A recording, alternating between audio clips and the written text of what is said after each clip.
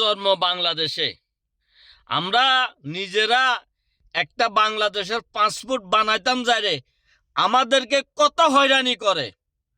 2 মাস 3 মাস লাগি যায়, এই কাগজ আনো, হে কাগজ আনো, এটা করো সেটা করো, তারপরে আমাদের পাসপোর্ট হয় না।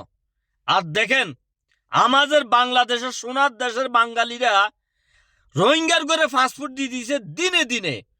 ভিডিওটা দেখেন, থুতু মারি তোর মাথার চোদের বাচ্চার করে। দুবাই থেকে কোনো কাগজপত্র ছাড়াই এসবি ভেরিফিকেশন স্কিপ করে রেখে মাত্র একদিনেই বাংলাদেশি পাসপোর্ট দেয়া হলো রোহিঙ্গা যুবককে। রূপকথার মতো শোনালেও এমন ঘটনা বাস্তবে ঘটিয়েছে দুবাইয়ের কনসুলেট অফিস। সেখানকার কয়েকজন কর্মকর্তা কর্মচারী সিন্ডিকেট প্রায়ই ভুয়া কাগজপত্র দিয়ে রোহিঙ্গাদের পাসপোর্ট বানিয়ে দিচ্ছে। দীর্ঘদিন ধরে এমন অভিযোগ এলেও কোনো পদক্ষেপই নেয়নি কনসুলেট অফিস, আবুধাবির বাংলাদেশ দূতাবাস, এমনকি মন্ত্রণালয়। এই দুর্নীতি ও অপরাধের সাথে জড়িতদের দেশে ফিরিয়ে এনে শাস্তি নিশ্চিতের তাগাদা দিয়েছেন বিশ্লেষকরা।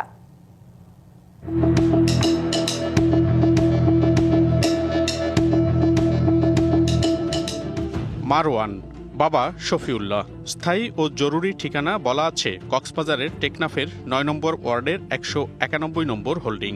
এই ঠিকানা ব্যবহার করে গত 30 এপ্রিল দুবাই থেকে বাংলাদেশি নতুন পাসপোর্টের আবেদন করেন 25 বছর বয়সী এই যুবক। আলদিনের চেরাগের মতোই যেদিন আবেদন সেদিনই পাসপোর্ট দেয়া হয় মারওয়ানকে, যাতে চোখ কপালে উঠেছে সবারই।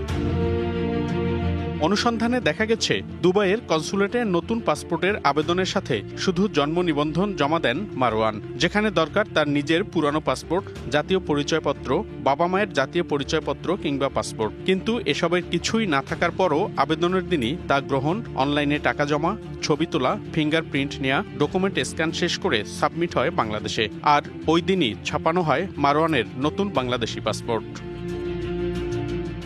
সবচেয়ে অবাক করার ঘটনা, মারওয়ান বাংলাদেশি নন এমন তথ্যই দিয়েছে টেকনাফের স্থানীয় প্রশাসন।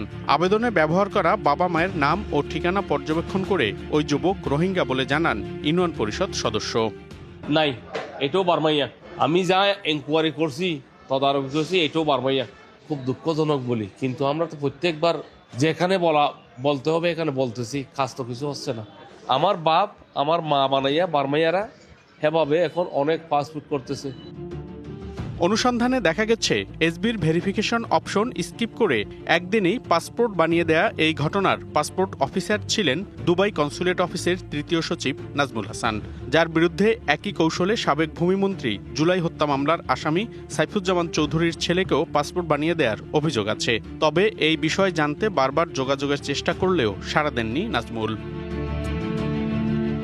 কেবলই একজনই নন, দুবাই কনসুলেট অফিস থেকে ভুয়া কাগজপত্র দিয়ে অহরহই রোহিঙ্গাদের পাসপোর্ট তৈরি করে দেয়া হচ্ছে এমন অভিযোগ দীর্ঘদিনের। কনসুলেটের কর্মকর্তা কর্মচারী মিলে একটি চক্র অর্থের বিনিময়ে এই কাজ করে আসছে বলে একাধিকবার অভিযোগও পেয়েছে দুবাই কনসুলেট, আবুধাবির বাংলাদেশ দূতাবাস এবং পররাষ্ট্র মন্ত্রণালয়ও। এই বিষয়ে চেষ্টা করেও মন্তব্য পাওয়া যায়নি দুবাই কনসুল জেনারেল মোহাম্মদ রাশিদুজ্জামানের। আর এই ঘটনা যেন পাশ কাটিয়ে যাওয়ার চেষ্টায় দূতাবাস এবং পররাষ্ট্র মন্ত্রণালয়। দেখেছি, কথা বলেছি, ওয়ার্কিং অন ইট। ঠিক আছে, যারা অভিযোগ করছে তারা দেখলেন ইনফর্ম করেন। আমাদের যে মেকানিজমের কাজ হয় সেখানে এই স্কোপটা একেবারেই নাই। দুবাই কনসুলেট অফিসে পাসপোর্ট সেবায় ভোগান্তির অভিযোগ প্রবাসী বাংলাদেশিদেরও।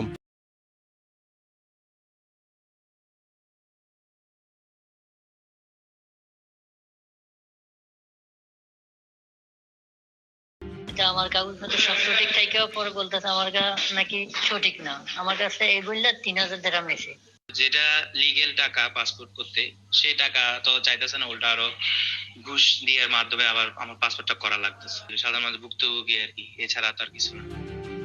কাগজপত্র জালিয়াতি করে রোহিঙ্গাদের এভাবে পাসপোর্ট পাইয়ে দেওয়ার ঘটনা এবং দুর্নীতিতে জড়িতদের দ্রুত দেশে ফিরিয়ে শাস্তির আওতায় আনার তাগিদ বিশেষজ্ঞদের।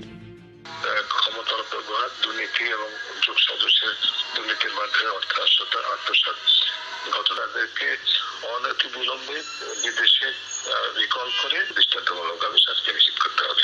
এদিকে বুধবার রাজধানীতে এক অনুষ্ঠানে প্রধান উপদেষ্টা ডক্টর মোহাম্মদ ইউনূসও এমন পাসপোর্ট জালিয়াতির কথা তুলে ধরে ক্ষোভ প্রকাশ করেন। পৃথিবীর চ্যাম্পিয়ন কিসে? জালিয়াতি, ভিসা জাল, পাসপোর্ট জাল, সবকিছু এবং আমরা ইস্যু করছি সেগুলো। এবং জেনুইনলি ইস্যু করছে, যেখান থেকে যাওয়ার কথা সেখান থেকে ইস্যু করছে পয়সা। পাসপোর্ট জালিয়াতির সাথে জড়িতদের দেশে ফিরিয়ে এনে শাস্তির দাবি বিভিন্ন মহলেরও। মনিরুল সোহাগ, ডিবিসি নিউজ, ঢাকা।